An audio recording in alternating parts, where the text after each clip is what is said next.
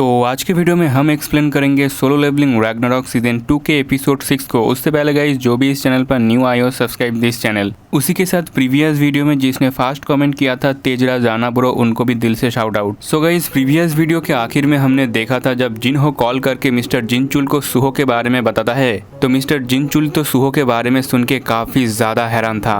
तो अब इसके आगे कहानी में हम देखते हैं कि असुरा गिल्ड के सभी मेंबर को गाड़ी में बिठाकर सुहो ले आता है उस डंजन से और फिर वो रियो सिंह को उठाता है और कहता है कि डंजन क्लियर हो चुका है एंड क्या मैं आपका फोन थोड़ी देर के लिए यूज कर सकता हूँ। इसे सुनकर रियो सिंह तो काफी ज्यादा हैरान होता है कि डंजन ऑलरेडी क्लियर हो गया। बट जो भी हो इसके बाद हम देखते हैं एयरपोर्ट का सीन जहाँ पर रियो सिंह सुहो से कहता है कि मैं कभी नहीं भूलूंगा कि तुमने हमें पिरामिड फील टाइप डंजन के अंदर कैसे बचाया था। अब देखो रियो सिंह एक इंडियन हंटर है और सुहो कोरिया का, इसलिए रियो सिंह सुहो से कहता है कि तुम कोरिया वापस जाने के बाद भी हम लोग कांटेक्ट में रहेंगे। इस पर सुहो भी कहता है ठीक है और मुझे कोरिया वापस जाने का टिकट दिलाने के लिए आपका शुक्रिया एंड मुझे अपने अंकल को फोन करने देने के लिए भी आपका शुक्रिया। और गाइस हमें पता चलता है कि सुहो ने उस टाइम फोन लेके अपने अंकल जिनहो को कॉल किया था। जिनहो तो ये सुन के काफी ज्यादा हैरान हो गया था कि सुहो एक गेट के लिए इजिप्ट में गया था, बट वो ये सुनकर खुश होता है कि सुहो सेफ है। वही सुहो को पता चलता है कि उसके अंकल ने मदद के लिए हंटर एसोसिएशन में एक जान पहचान वाले आदमी से बात किया था, इसलिए सुहो को भी शायद जल्द से जल्द हंटर एसोसिएशन में जाना पड़ सकता है।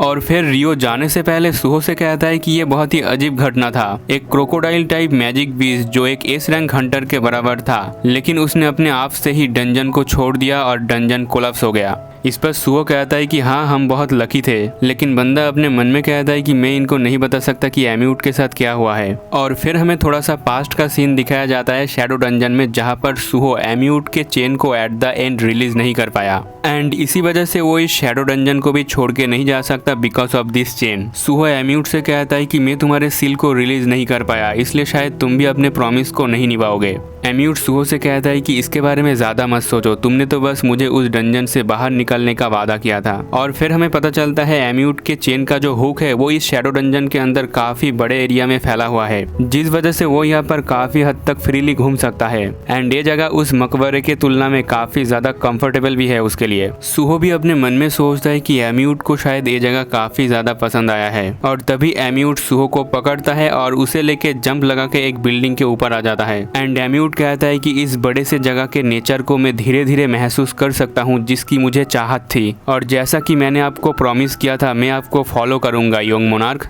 इसके बाद कहानी प्रेजेंट में शिफ्ट होता है जहाँ पर सुहो रियो सिंह को बाय करके यहाँ से जाने लगता है एंड बंदा अपने मन में सोचता है कि शैडो डंजन के अंदर एक गेट अपियर हुआ और मुझे अर्जेंट क्विस्ट मिला। मुझे लगता है कि ऐसा इसलिए था ताकि मैं एम्यूट से अपने टीममेट के रूप में मिल सकूं। जो भी हो इसके बाद सीन चेंज होता है। हम देखते हैं बेरू को जो सुहो से कहता है कि मुझे प्लेन में बैठे हुए बहुत टाइम हो गया था। और फिर हम सुहो के स्टेटस विंडो को भी देखते हैं जहाँ पर उसका लेवल अप हो चुका है 35। वो बेरू से पूछता है कि तुम्हें क्या लगता है कि अब मेरा हंटर रैंक कितना होगा। इस पर बेरू कहता है कि आई थिंक आप एक ए रैंक हंटर के बराबर हो चुके हो। और फिर सुहो कहता है कि ऐसा लगता है कि मेरा मोस्ट ऑफ प्रिपरेशन पूरा हो चुका है, तो अब टाइम हो चुका है ली मिनसंग और इतरिम के अपोस्टल्स के खिलाफ काउंटर अटैक करने की। इसके बाद सीन चेंज होता है। हम देखते हैं एक गिल्ड को जिसका नाम है ह्यूमन हीरो गिल्ड और इस गिल्ड के मेंबर की बातचीत से पता लगता है कि इस गिल्ड में सभी सी रैंक हंटर है, लेकिन अभी उन्हें एक बी रैंक गेट मिला है इंचियन में और ये सभी इसके लिए स्टारडस्ट यानी स्टार पाउडर का शुक्रिया अदा करता है क्योंकि इसी के वजह से ये सभी लोग सी रैंक हंटर होने के बावजूद भी एक बी रैंक गेट को क्लियर कर पाया। और गाइस तुम लोगों को पता ही है कि ये स्टारडस्ट लो रैंक हंटर और डेमोन को और भी ज्यादा पावरफुल बना देता है बिना किसी साइड इफेक्ट के। ये लोग यहाँ पर इसी चीज पर बात कर रहा था कि स्टारडस्ट कितना बढ़िया है। और फिर तभी हम यहाँ पर एक बी रैंक हंटर को देखते हैं जिसका नाम है किम संगसू। वो कहता है कि मैंने सुना है कि हंटर एसोसिएशन ने एक बिल पास किया है स्टार पाउडर यूज करने पर बैन लगाने के लिए। पता नहीं वो लोग क्या सोचते हैं जबकि इसका कोई भी साइड इफेक्ट नहीं है। ये तो हंटर के लिए बहुत ही अच्छा है क्योंकि इसे यूज करके गेट को क्लियर करना काफी आसान होगा। एंड गाइस तुम लोगों को अभी पता चल जाएगा कि स्टारडस्ट लेने का नतीजा क्या होता है क्योंकि हम देखते हैं कि यहाँ पर इतरिम का एक एपोस्टेल आ जाता है, जिसे हमने पहले भी देखा है, जो एक छोटा सा बच्चा है जो इथरियम के एपोस्टेल्स का लीडर है, जिसका नाम है एलियन। वो यहाँ पर आके कहता है क्या ह्यूमन हीरो गिल्ड के पास इंचियन में अपियर हुए गेट का ओनरशिप है। तभी हम देखते हैं कि किम सोंग सू सामने आता है और कहता है अबे छोटे बच्चे, ये ह्यूमन हीरो गिल्ड है, यहाँ पर तुझे क्या चाहिए। इस पर एलियन कहता है कि उस गेट को हमें हैंड ओवर कर दो। किम सोंग सू कहता है क्या, तूने क्या बोला। एलियन चिल्लाते हुए कहता है कि मैंने कहा कि उस गेट को हमें हैंड ओवर कर दो। एंड उसके बोलते ही यहाँ पर सभी लोग उसके कंट्रोल में आ जाते हैं जिसने भी स्टार पाउडर लिया था। लेकिन किम सोंग सू इनके कंट्रोल में नहीं आता, क्योंकि ऑब्वियसली चीज वो एक बी रैंक हंटर है, इसलिए उसे कभी स्टार पाउडर लेने की जरूरत ही नहीं पड़ी। बट वो ये देखकर शॉक था कि उसके सभी सीनियर इस छोटे बच्चे की ऑर्डर को फॉलो कर रहा है।